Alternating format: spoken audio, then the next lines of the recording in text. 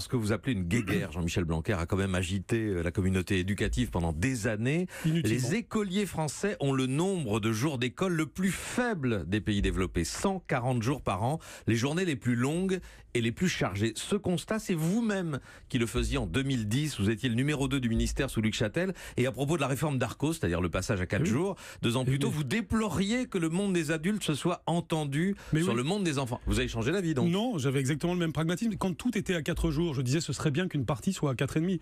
Quand tout est passé à 4,5, je dis bien c'est bien qu'une partie soit à 4 jours. Autrement dit, il faut avoir une position. Mais non, mais parce que le village de montagne n'est pas dans la même situation que la ville de Paris. Et il faut avoir de temps en temps un peu de pragmatisme sur ces sujets. Il y a des sujets qui méritent d'être homogènes sur le plan national. Il y a des sujets qui réclament ça. Puis il y a des sujets sur lesquels il faut avoir de la souplesse locale parce que, encore une fois, les situations sont différentes. Et vous qui avez les comparaisons internationales en permanence à la bouche, vous savez que la moyenne OCDE, c'est 185 jours de classe. Alors ça, c'est un vrai problème par ailleurs. Mais le problème n'est pas le rythme hebdomadaire, le problème est le rythme annuel. C'est donc beaucoup plus le sujet des vacances que le sujet du rythme hebdomadaire qui est en arrière-plan de ce problème. Et c'est pas. Et d'ailleurs. Excusez-moi, mais si 4,5 était la solution miracle à tous nos problèmes, eh bien dans les 4 années pendant lesquelles ça s'est appliqué, on aurait eu une amélioration de nos résultats scolaires. Ce n'est pas ce qui s'est passé. Ça a été court. Oui, mais on a une cohorte qui a passé ce qu'on appelle l'enquête PIMS, qui marche pour les CM1 il y a 2 ans, et il y a une dégradation du niveau. Donc ce n'est pas cet élément-là qui doit focaliser notre attention.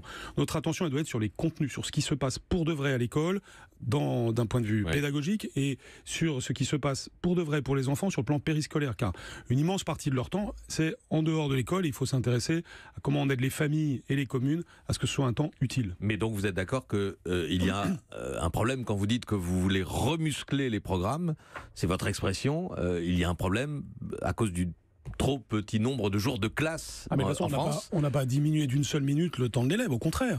En ayant 4 jours, vous avez autant d'heures. Au lieu de sortir à 15h30, vous sortez à 16h30. Mais il y a trop de vacances. Il y a trop de vacances scolaires. Il y a un sujet des vacances en France, bien sûr. Ce sujet, ça fait longtemps que je dis qu'on va devoir le poser tranquillement, mais sûrement, de façon au cours du quinquennat, on va réfléchir à cette question-là. Honnêtement, vous regardez les passions que vous y mettez et que certains y mettent. Si on commençait par ce sujet, c'est la certitude d'échouer sur l'ensemble des réformes que l'on veut que l'on aurait. C'est compliqué de dire qu'il y a trop de vacances pour les enseignants. J'ai pas de difficulté. Non, le sujet là, c'est les élèves. C'est aussi pour les enseignants. Et les enseignants n'ont pas été pour rien dans le retour de la semaine de 4 jours. Les enseignants qui connaissent très bien les sujets, les parents, vous avez beaucoup de parents qui... Vous savez, encore une fois, les gens ont pris des décisions, c'est une responsabilisation que l'on a voulu.